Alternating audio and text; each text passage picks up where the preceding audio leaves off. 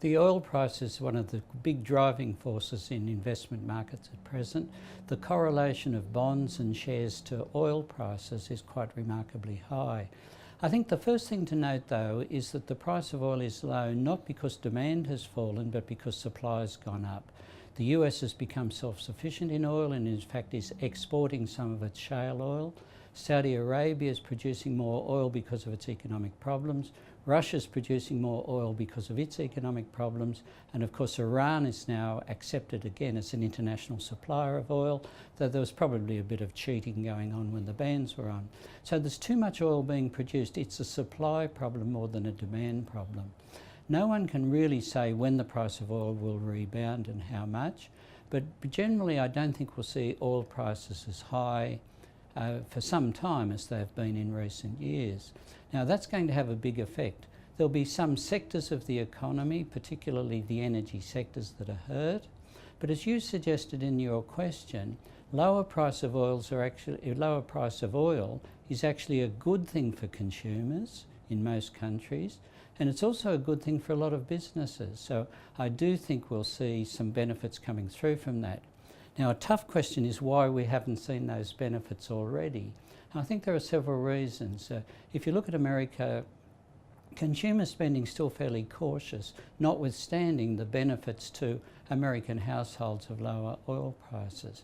I think a lot of people around the world are saying, is this drop in oil prices going to continue? It's only a few years, of course, since we heard a lot about peak oil, and people were terribly worried that the price of oil would move up to $300 a barrel and the world would run out of oil. So a lot of people, I think, are saying after that set of lessons, is the price of oil really going to stay low? And the longer it stays low, the more we'll see a response. But there will be a number of other side effects.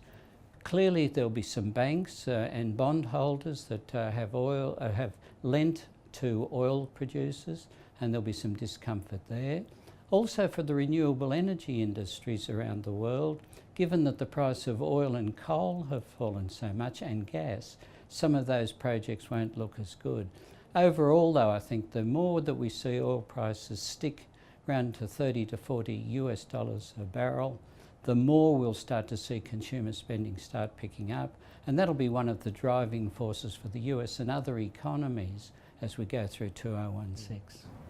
Yeah, I think you're right on the money there, Don. I mean, just recently we had the largest speculative short position in oil futures of all time, but we have started to see that start to edge back. And I think, you know, we are going to see a lot of dynamics in play over this year. A lot of the speculative money in oil has to come out at some stage, and the short money in oil, I mean. But also I think, you know, we have had a deliberate, if slow moving, supply response that will start to have an impact on the amount of oil, excess oil in the market, and I think, you know, we'll see a bottom in oil over 2016.